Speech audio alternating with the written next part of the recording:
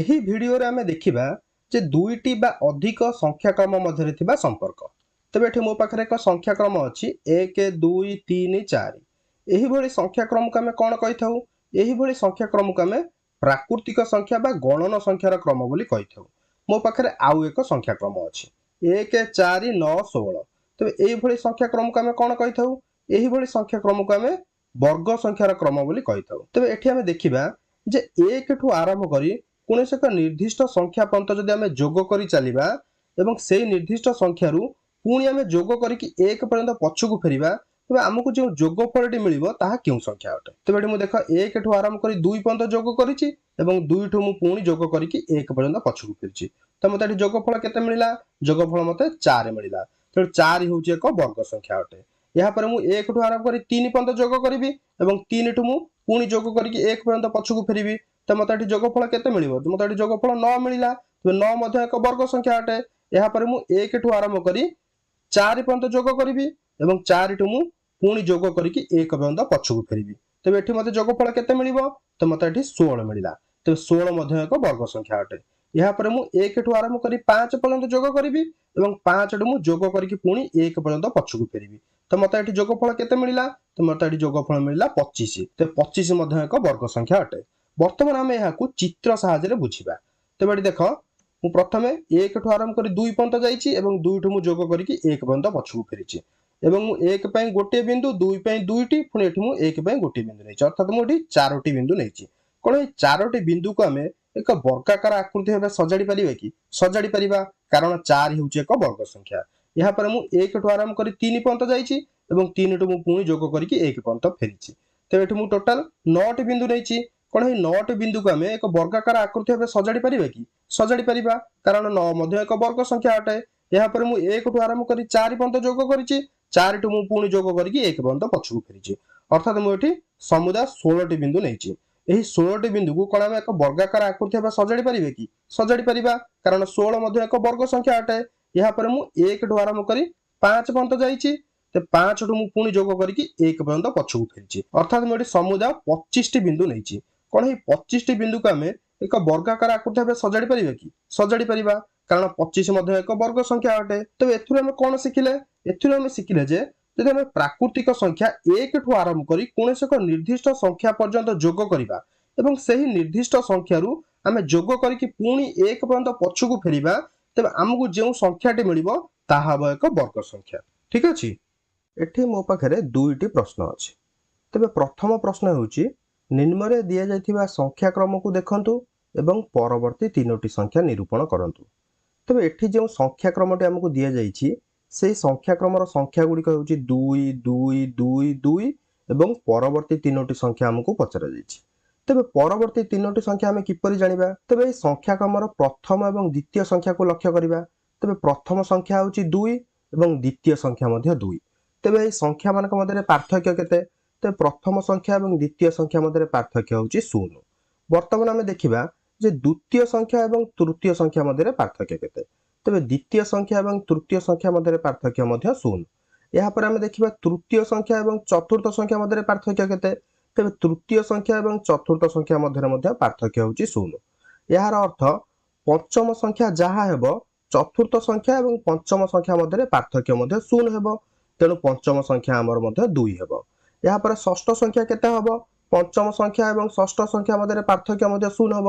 ଏହାର ଅର୍ଥ ଷଷ୍ଠ ସଂଖ୍ୟା ମଧ୍ୟ 2 ହେବ। ତେବେ ସପ୍ତମ ସଂଖ୍ୟା କେତେ ହେବ? ଷଷ୍ଠ ସଂଖ୍ୟା ଏବଂ ସପ୍ତମ ସଂଖ୍ୟା ମଧ୍ୟରେ ପାର୍ଥକ୍ୟ ମଧ୍ୟ 0 ହେବ। ତେଣୁ ସପ୍ତମ ସଂଖ୍ୟା ମଧ୍ୟ 2 ହେବ। ଠିକ୍ ଅଛି? ଏହାପରେ ଆମେ ଦେଖିବା 2 ନମ୍ବର ପ୍ରଶ୍ନ।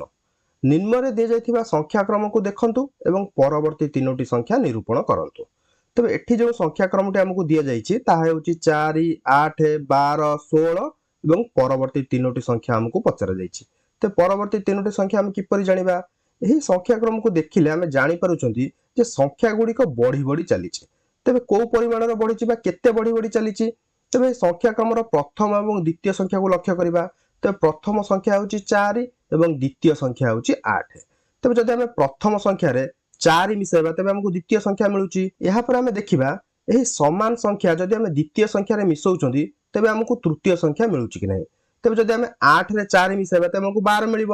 ତେବେ ବର୍ତ୍ତମାନ ଆମକୁ ଏହି ସଂଖ୍ୟାକ୍ରମର ନିୟମ ମିଳିଗଲା जे प्रति संख्या पूर्व संख्या अपेक्षा 4 अधिक अछि। तबे जदि हम 12 रे 4 मिसाइबा तबे हमकु 16 मिलिबो। तबे 16 रो परवर्ती संख्या केते हबो? 16 रे 4 मिसले मिलिबो। तबे 16 रे 4 मिसले केते हबो? 20। तबे 20 रो परवर्ती संख्या केते हबो? 20 रे 4 मिसले मिलिबो। तबे 20 रे 4 मिसले 24। तबे 24 रो परवर्ती संख्या केते हबो? 24 रे 4 मिसले मिलिबो। तबे 24 रे 4 मिसले 28। ठीक अछि। एठी मो पाखरे दुईटी प्रश्न अछि। तबे प्रथमे हमें प्रथम प्रश्न को समाधान करिबा, या परे हमें द्वितीय प्रश्न समाधान करिबा। तबे प्रथम प्रश्न हेउची निम्न रे दिया जाइथिबा संख्या क्रम को देखो, यह केउ नियम रे अछि एवं एही संख्या क्रम रो परवर्ती तीनोटी संख्या निरूपण करो। तबे एठी हमकु जे संख्या क्रमटी दिया जाइछि ताहा हेउची 2 5 10 17 एवं परवर्ती तीनोटी संख्या हमकु पचरा जाइछि। तबे परवर्ती तीनोटी संख्या एठी हमें किपरि जानिबा? तबे एही संख्या क्रम रो प्रथम एवं द्वितीय संख्या को लक्ष्य करिबा। एमानक मध्यरे पार्थक्य केते अछि? तबे 5 रु जदि हमें 2 को वियोग करिबा तबे हमकु 3 मिलुछि, बा जदि हमें 2 रे 3 मिसेबा तबे हमकु 5 मिलिबो। वर्तमान हमें देखिबा द्वितीय एवं तृतीय संख्या मध्यरे पार्थक्य हमकु समान मिलुछि कि नहीं। तबे जदि हमें 10 रु 5 को वियोग करिबा तबे हमकु 5 मिलिबो, बा जदि हमें 5 रे 5 मिसेबा तबे हमकु 10 मिलिबो। तबे एठी हमकु पार्थक्य समान मिलिला नहीं, तेणु एही प्रणाली रे हमें परवर्ती संख्या निरूपण करि परिबा नहीं। तबे आ केउ प्रणाली द्वारा हमें परवर्ती संख्या जानि परिबा? तबे तमे माने वर्ग संख्यार क्रम जानिथिबो। वर्ग संख्यार क्रम हेउची 1 4 9 16 25 36 49 एही परि आगु को अछि। तबे आमुकु जे संख्या क्रमटी दिया जाइछि तार प्रथम संख्या हेउची 2, वर्ग संख्या क्रमर प्रथम संख्या हेउची 1। तबे 2 हेउची 1 ठारू 1 अधिक। तबे 2 रो परवर्ती संख्या 5, 1 रो परवर्ती वर्ग संख्या 4। तबे 5 हेउची 4 ठारू 1 अधिक। 5 रो परवर्ती संख्या 10, 4 रो परवर्ती वर्ग संख्या 9। तबे 10 हेउची 9 ठारू 1 अधिक। तबे 10 रो परवर्ती संख्या दिया जाइछि हमकु 17, 9 रो परवर्ती वर्ग संख्या 16। तबे 17 हेउची 16 ठारू 1 अधिक। तबे 17 रो परवर्ती संख्या केते हबो? 16 रो परवर्ती वर्ग संख्या हेउची 25, 25 ठारू 1 अधिक हबो 26। तबे 26 रो परवर्ती संख्या केते हबो? 25 रो परवर्ती वर्ग संख्या 36, 36 ठारू 1 अधिक हबो 37। 37 रो परवर्ती संख्या केते हबो? 36 रो परवर्ती वर्ग संख्या 49, 49 ठारू 1 अधिक हबो 50। ठीक अछि। यहाँ पर हमें द्वितीय प्रश्न देखिबा। तबे द्वितीय प्रश्न हेउची निम्न रे दी जाइथिबा संख्या क्रम को देखो, यह केउ नियम रे अछि एवं एही संख्या क्रमर परवर्ती तीनोटी संख्या निरूपण करो। तबे एठी जे संख्या क्रमटी हमकु दिया जाइछि ताहा हेउची 0 7 26 63 एवं परवर्ती तीनोटी संख्या हमकु पचरा जाइछि। तबे एठी हमें देखिबा जे एही संख्या क्रमर प्रथम एवं द्वितीय संख्या मध्यरे पार्थक्य। तबे जदि हमें 7 रु 0 को वियोग करूछन तबे हमकु 7 मिलुछि, बा जदि हमें 7 रे 0 को मिसाइबा तबे हमकु 7 मिलिबो। यहाँ पर हमें देखिबा जे द्वितीय एवं तृतीय संख्या मध्यरे हमकु समान पार्थक्य मिलुछि कि नहीं। तो जदि हमें 26 रु 7 को वियोग करिबा तबे हमकु 19 मिलिबो, बा जदि हमें 7 रे 19 को मिसाइबा तबे हमकु 26 मिलिबो। तबे एठी मध्ये हमकु पार्थक्य समान मिलिला नहीं। तबे एही प्रणाली रे हमें परवर्ती संख्या निरूपण करि परिबा नहीं। तबे आ केउ प्रणाली रे हमें करि परिबा? तबे तमे माने घन संख्यार क्रम जानिथिबो।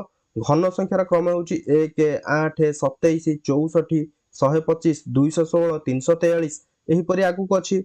तबे एठी हमकु जे संख्या क्रमटी दिया जाइछि तार प्रथम संख्या हेउची 0 एवं घन संख्या क्रमर प्रथम संख्या हेउची 1। तबे 0 हेउची 1 ठारू 1 कम। तबे 0 रो परवर्ती संख्या दिया जाइछि 7, 1 रो परवर्ती घन संख्या हेउची 8। तबे 7 हेउची 8 ठारू 1 कम। 7 रो परवर्ती संख्या दिया जाइछि 26, 8 रो परवर्ती घन संख्या हेउची 27, 26 हेउची 27 ठारू 1 कम। तबे 26 रो परवर्ती संख्या दिया जाइछि 63, 27 रो परवर्ती घन संख्या 64। तबे 63 हेउची 64 ठारू 1 कम। तबे 63 रो परवर्ती संख्या केते हबो? 64 रो परवर्ती घन संख्या 125, 125 ठारू 1 कम हबो 124। 124 रो परवर्ती संख्या केते हबो? 125 रो परवर्ती घन संख्या 216, 216 ठारू 1 कम हबो 215। 215 रो परवर्ती संख्या केते हबो? 216 रो परवर्ती घन संख्या होची 343, 343 ठारू 1 कम हबो 342। ठीक अछि। देखो एठी मो पाखरे किछि ज्यामितिक आकृति अछि। एही भिडियो रे आमे किछि ज्यामितिक आकृति को नै कि सेमानक मध्यरे थिबा क्रम विषय रे बुझिबा। तबे मु एठी एक समबाहु त्रिभुज नैछि। तबे एही चित्र को आमे समबाहु त्रिभुज बोली कहिथाउ, कारण एहार प्रत्येक बाहु समान अटे। तबे धर जदि तमर कोनोसी सांग तमकु कहिला जे किछि छोट छोट समान आकार समबाहु त्रिभुज नै कि एक बड़ समबाहु त्रिभुज अंकन करिया पई कोन तमे अंकन करि परिबो कि? तबे चला आमे देखिबा छोट छोट समान आकार समबाहु त्रिभुज को नै कि आमे एक बड़ समबाहु त्रिभुज अंकन करि पारछु कि नै। तेबे मु एठी देख प्रथमे 4टी समान आकार छोट छोट समबाहु त्रिभुज नेकी एक बड़ समबाहु त्रिभुज अंकन करिछि। कोन हमें एही प्रक्रिया को आहुरी आगु आगु बढ़ाई परिबा? तेबे देख आमे करि परछु नै देखिबा। तेबे प्रथमे मु गोटिए छोट समबाहु त्रिभुज अंकन करिछि एवं एहा परे मु 4टी समान आकार छोट छोट समबाहु त्रिभुज नेकी एक बड़ समबाहु त्रिभुज अंकन करिछि। एहा परे मु 9टी समान आकार छोट छोट समबाहु त्रिभुज नेकी एक बड़ समबाहु त्रिभुज अंकन करिछि। एहा परे मु 16टी समान आकार छोट छोट समबाहु त्रिभुज नेकी एक बड़ समबाहु त्रिभुज अंकन करिछि। एहा परे मु 25टी समान आकार छोट छोट समबाहु त्रिभुज नेकी एक बड़ समबाहु त्रिभुज अंकन करिछि। एही प्रक्रिया को हमें आहुरी आगु आगु मध्ये बढ़ाई परिबा। तेबे एठी तमे किछि क्रम लक्ष्य करूछ 1 4 9 16 25 आहुरी हमें आगु आगु मध्ये जाई परिथांते। तेबे एठी मो पाखरे आउ एक समबाहु त्रिभुज अछि। एही समबाहु त्रिभुजर प्रत्येक बाहु को मु समान 3 भाग रे भाग करिवि। तबे ये गोटे भाग एवं ये गोटे भाग सेहि भली मु प्रत्येक बाहु को समान 3 भाग रे भाग करछि एवं प्रत्येक बाहु ऊपर दिया जाइथिबा बिंदुरु मु बाहर पटकू समान आकार एक समबाहु त्रिभुज अंकन करिवि एवं प्रत्येक समबाहु त्रिभुजर एही तळ बाहु को मु लिभाई देबि। तेबे मोर चित्रटी कोन देखा जिवो? ते मोर चित्रटी किछि एपरि देखा जिवो एवं एही प्रक्रिया को मु आहुरी आगु आगु करि चलिबि। अर्थात एही चित्रर मु प्रत्येक बाहु को समान 3 भाग रे भाग करिवि एवं बाहर पटकू मु एक समबाहु त्रिभुज अंकन करिवि एवं यार तळ बाहु को मु लिभाई देबि। ते मोर चित्रटी किछि एपरि देखा जिवो। तबे एही प्रक्रिया को हमें आहुरी आगु मध्ये बढ़ाई परिबा। तेबे एही भली प्रक्रिया को हमें कोन कहिथाउ? एही भली प्रक्रिया को हमें आकृतिर संरचना बोली कहिथाउ। तेबे आकृतिर संरचना कोन? आकृतिर संरचना होउची एक चित्रात्मक आकृति बा लक्षणीय आकृति जहार निम्नलिखित गुण रही थाए। कोन गुण रही थाए? तेबे यह होउची असीम, केबे शेष होनी। अर्थात आमे सही प्रक्रिया को बारंबार करि परिबा एवं यार अन्य एक गुण होउची यार अंश गुड़िक मूल आकृति सह सदृश होइताए। अर्थात आमे जेते आगु को जिबा जदि सही आकृति गुड़िक आमे जूम करिकि देखिबा तेबे से आकृति मूल आकृति सह सदृश देखा जिवो।